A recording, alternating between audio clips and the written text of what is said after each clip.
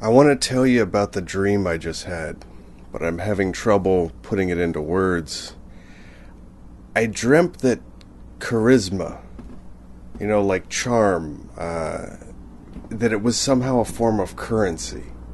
I was living in a world where you could actually physically manifest it into something, that you could hold it in your hands, that it was tangible. And it was such a strange idea. I woke up and I wanted to share this with you. This is JARHUMOR speaking.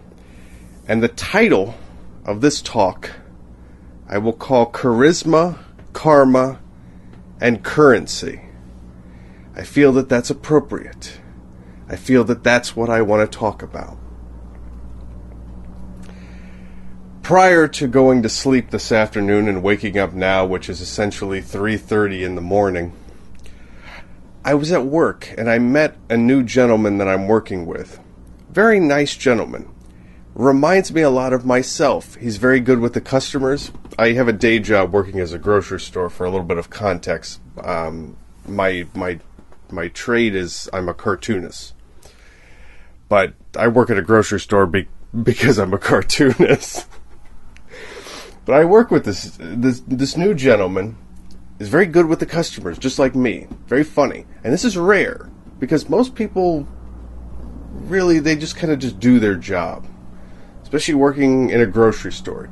You'll find a lot of charming salesmen, a lot of slick used car salesmen, but charming when it comes to people that work at a grocery store. They're there. They're there. But they're still, in my view, kind of rare. The really charming ones. The ones that you have a really pleasant interaction with. But there's value there. It's very valuable. Now the question that bothers me is, now that we got another person that's charming that I work with, does that devalue my own charisma? Like currency.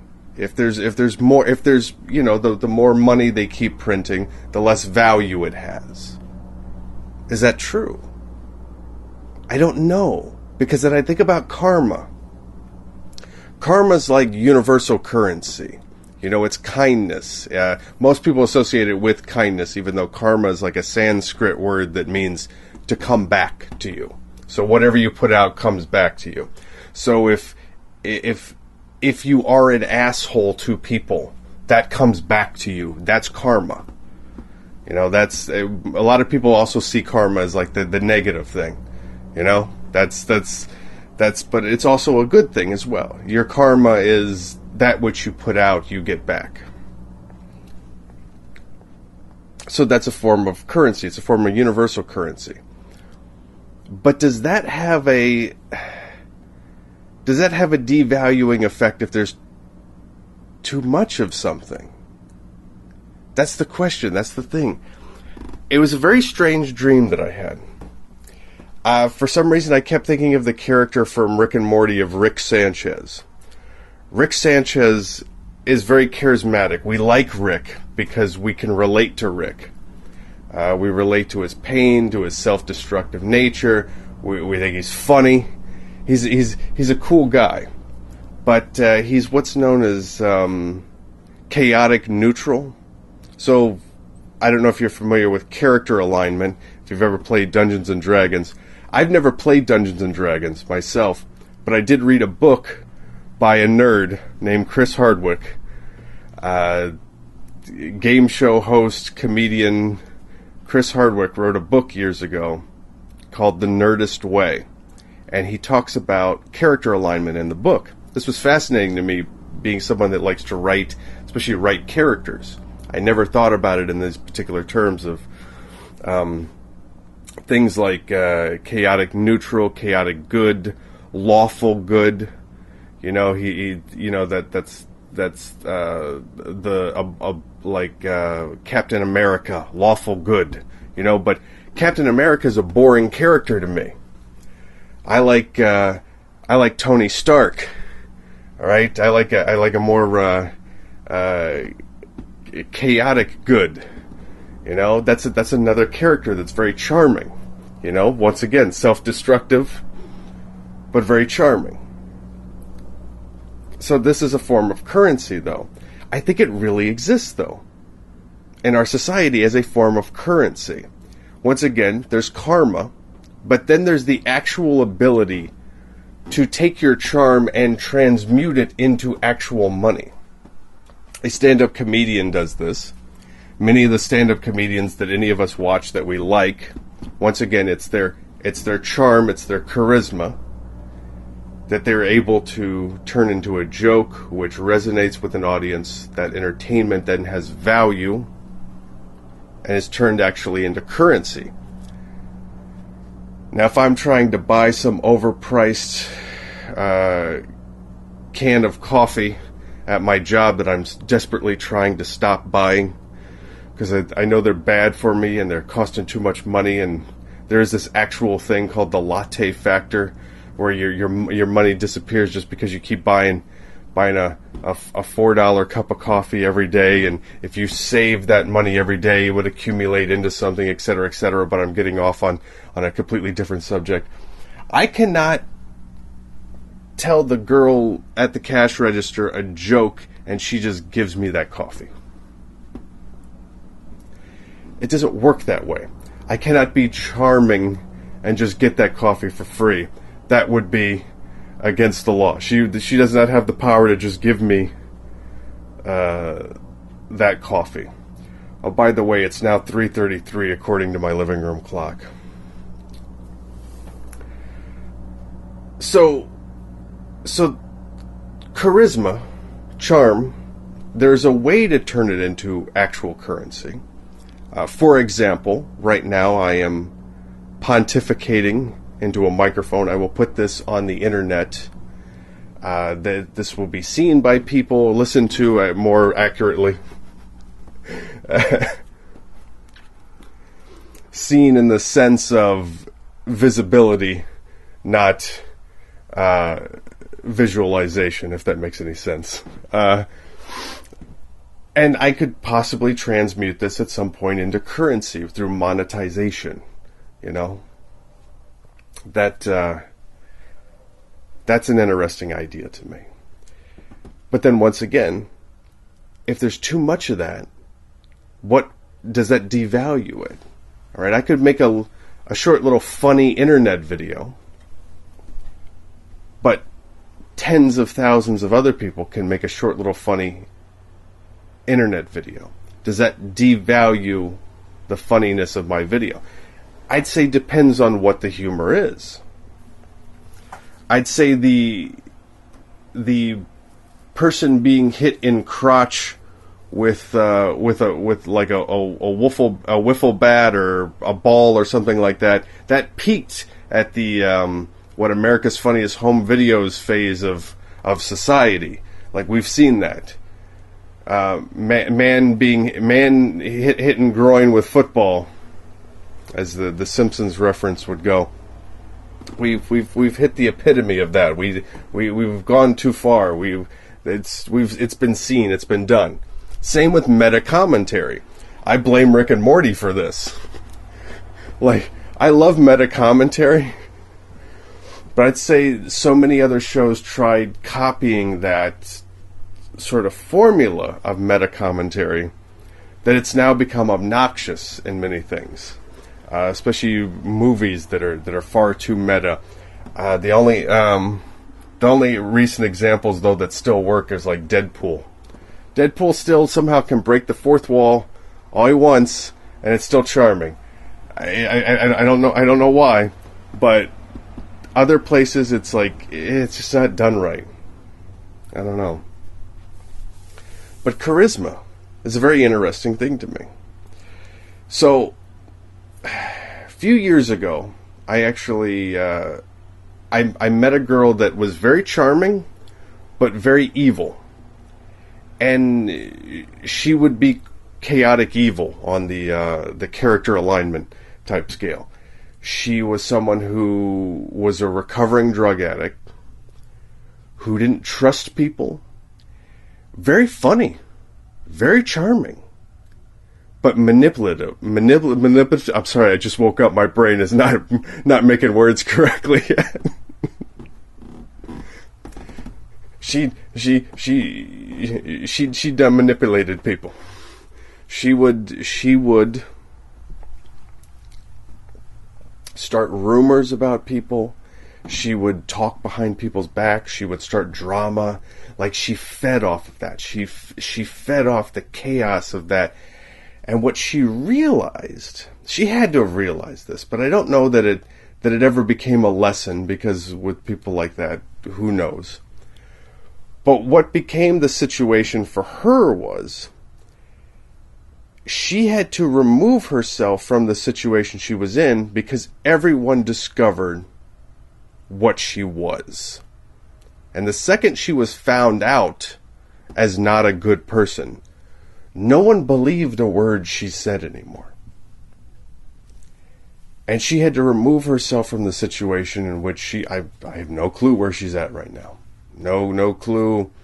I don't associate with her. None of the people I associate with her for one very particular reason. She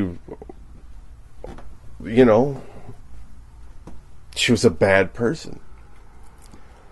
And no one is completely 100% good or bad. We're all very complex people, But unfortunately, there was too much darkness in her, too much shadow, not enough light, So yeah, so that's an example of charisma being used improperly. Once again, it's karma. Comes back to you. I'm very curious about this dream I had. You could hold it in your hands. It was the most bizarre thing in the entire world. That it was something people were searching for in my dream. They were searching for charisma. They were searching for it as if it were a precious material, commodity. Something that could be used. And I think in our world, it can be used. And I think sometimes it is in short supply. Because I've seen people be completely unkind to people in public. Especially working at a grocery store. I see so much just hanging out in the parking lot. You'll see so much bad behavior. And I wonder how these people function in their entire lives. How do they get through their lives? Do they realize how much harder they're making their own lives by being this nasty and mean and awful to other people when it's unnecessary? And I often wonder why. My family were like this. They were bitter, jaded people. They were skeptical. And they always believed they knew better than other people as well. There's something very egotistical about it. That I know has to probably be... that I don't know, though.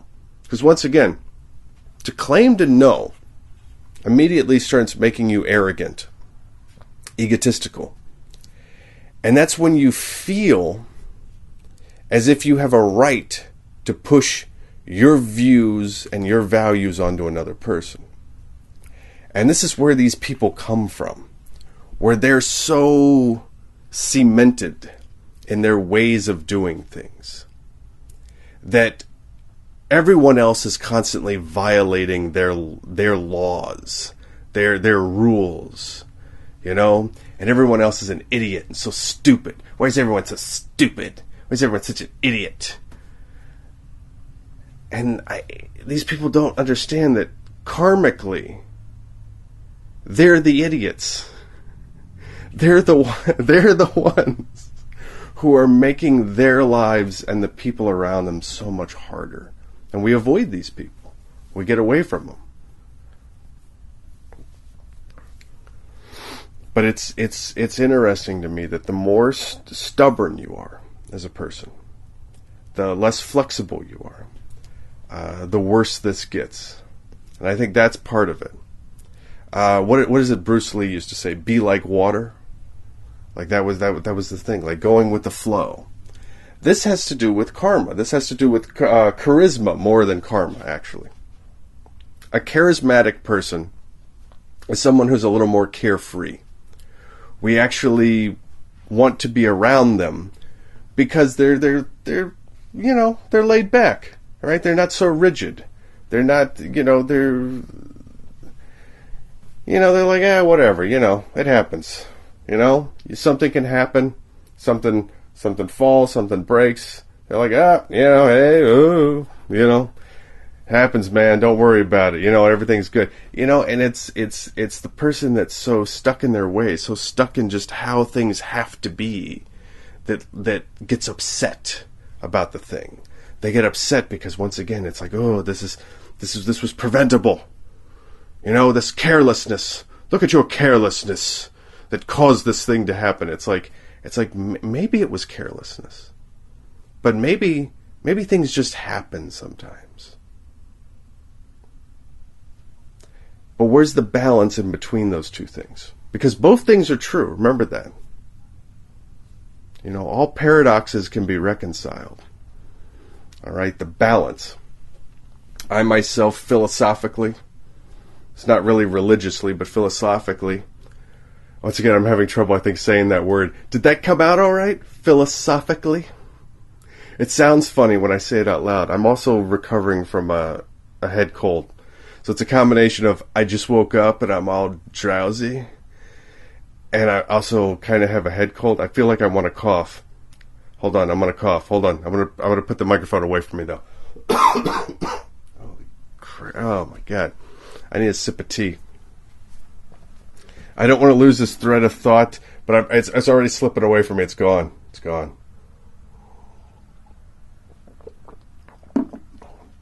Oh, I got it back. I remembered. Thank you, subconscious mind. Philosophically, I am a hermeticist. If you look up the Hermetic principles, there's plenty of content out there related to that. It's the current year. There's plenty of information about damn near everything on the internet. I love it. So, in Hermeticism, one of the things is about polarity. This is something I often look at in life, is balance. I wear a lot of symbols that express this sort of balance. One of them that I like is the yin yang. All right, it's the light and the darkness swirling together, but contained within each light and darkness is a little bit of its opposite. This is balance.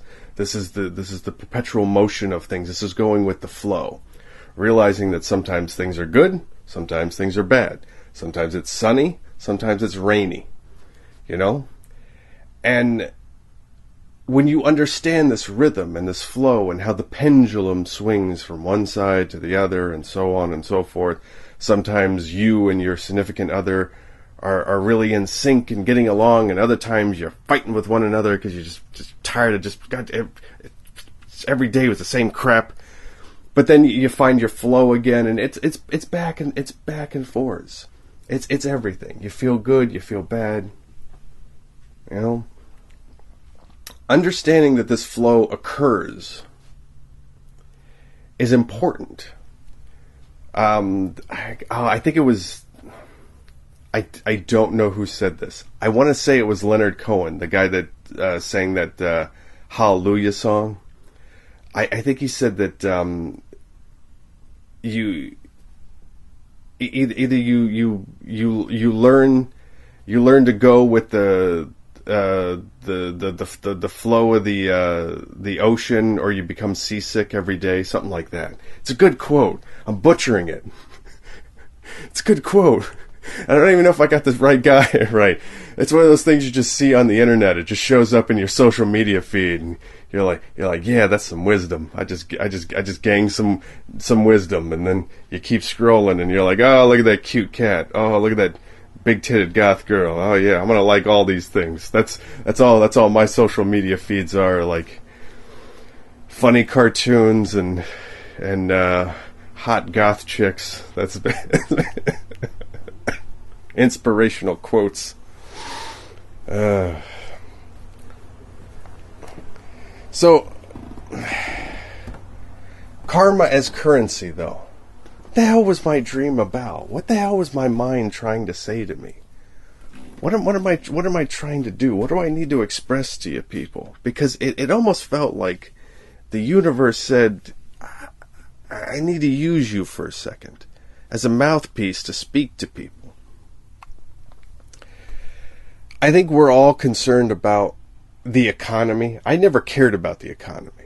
I wasn't one of those people. I was one of those kind of new age people that was like, hey, just, the karma of the universe will sustain us. And now it's like, no, things suck. I agree with all of you. Why am I paid so little to work in a grocery store? And why did the robots take my cartooning jobs? I'm like, this is a terrible economy. Can't stand this economy. But what is it about charisma and karma in our economy and as a form of currency that's important right now? I feel like there is a way to transmute charisma into currency. I think in your own job, it's respected. I remember, so I said I met this new guy, right, that today at work, that was very charming. I actually said to the boss, I said, hey, the new guy, I said, I really like him. I said, he's great with the customers.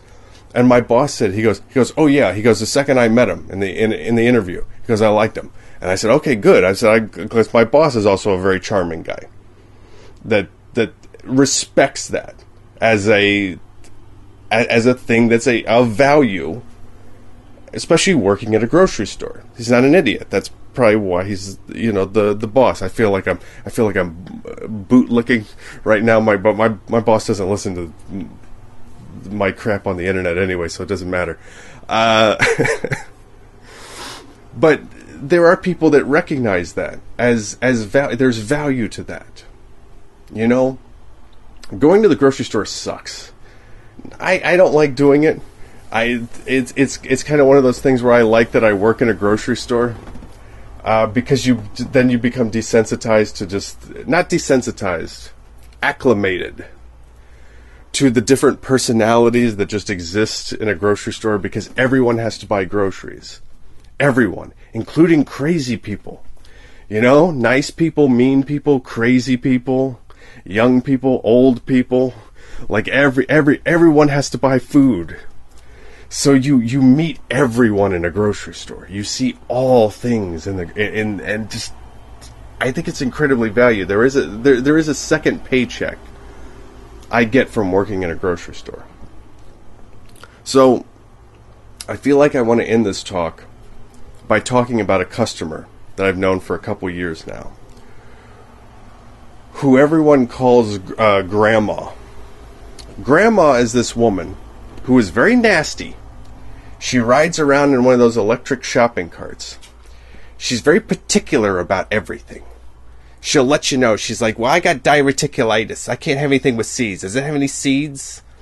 She reads the backs of packages. She needs to know the things. She's one of those people. I don't know if you ever noticed on a shelf label, it actually tells you what you're paying per unit of volume, like if, by ounce or whatever type of thing. She breaks things down by that. She's like, well, what is it? Well, how much am I paying per ounce for that? Well, what is that? And she'll go from like thing to thing. She's incredibly frugal and cheap, but not just cheap, absolutely corrupt when it comes to this.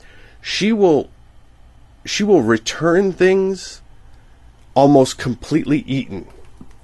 She'll return a thing of milk, which is like a carton of milk with just a little bit at the bottom, going, it wasn't any good. It went bad very quickly. And she'll say like, oh, this was terrible. This was that. And she does it so much that it's a scam. she's taking advantage of the system. And I met another woman who knew her personally. Said, "Oh yeah, I know her. I met her years ago in the area, and we started associating with one another. And they were both older women. The one woman that I was speaking to was younger than Grandma. Said I went out to dinner with her one time, and she complained about the food, and there was nothing wrong with the food, but she complained and had them bring her another meal. She ate one of the meals and took the other meal home. She purposely complained so that she would get free stuff. Karmically, this woman is diseased, and both physically she is diseased. You can see it on her face and in her body that she's carrying the weight of her karma.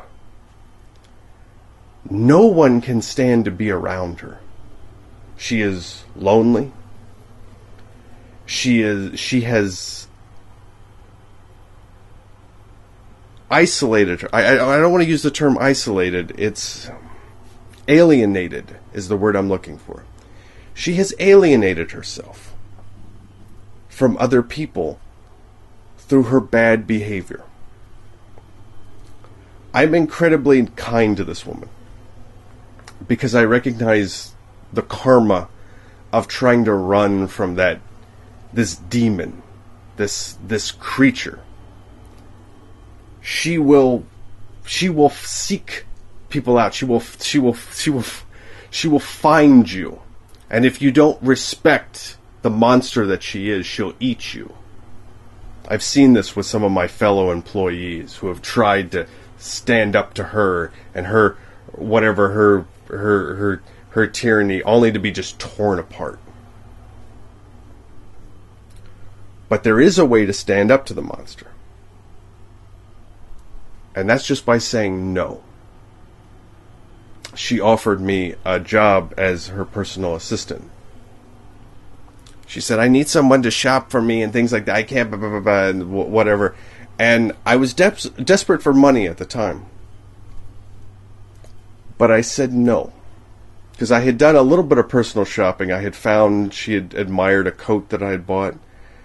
So I purchased another coat just like it for the sales price that I had got it at, and then gave her the coat for a marked up price. She was aware of the marked up price, but as I was the one obtaining the coat, I was flipping coats to Grandma. She actually bought 3 or 4 of these coats. I would go to where I was finding them, that they were at a discount, and then sell them to her. I did that briefly, but then she offered me a job after that as a personal assistant, as a personal shopper. And I declined because I couldn't stand the idea of working with her. I had to say no.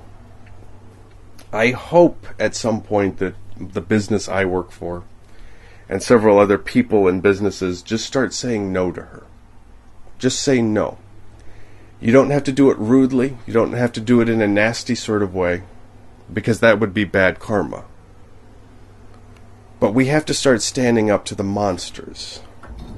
We have to just start saying no. That's all you have to do, is say no. Turn your back on the things that disturb you. Focus on the light.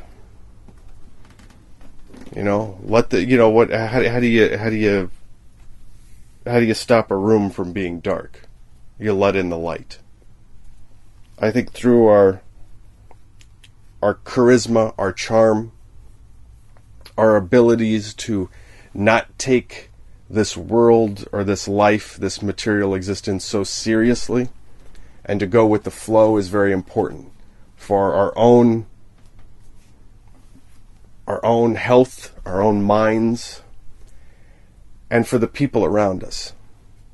And I believe karma and charisma is a currency, that there is great value in it, and that it can help us.